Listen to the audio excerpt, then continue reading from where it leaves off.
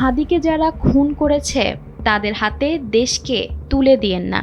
ইনকিলাব মঞ্চ শুক্রবার ভোর 4:30টায় সংগঠনটির ফেসবুক পেজ থেকে দেওয়া এক পোস্টে এই আহ্বান জানিয়েছে।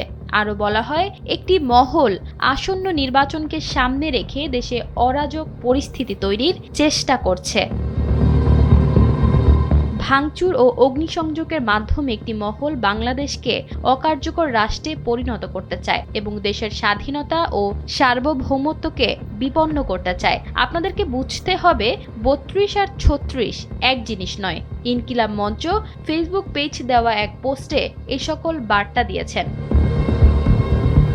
ফেব্রুয়ারি নির্বাচন নিয়ে ষড়যন্ত্র চলছে উল্লেখ করে পোস্টে লেখা হয়, ফেব্রুয়ারির আসন্ন নির্বাচনকে সামনে রেখে পরিকল্পিতভাবে দেশে অরাজক পরিস্থিতি তৈরির চেষ্টা চলছে এবং বহির্বিশ্বে বাংলাদেশকে নিয়ন্ত্রণহীন ও জঙ্গি অভয়ারণ্য হিসেবে উপস্থাপনের অপচেষ্টা হচ্ছে।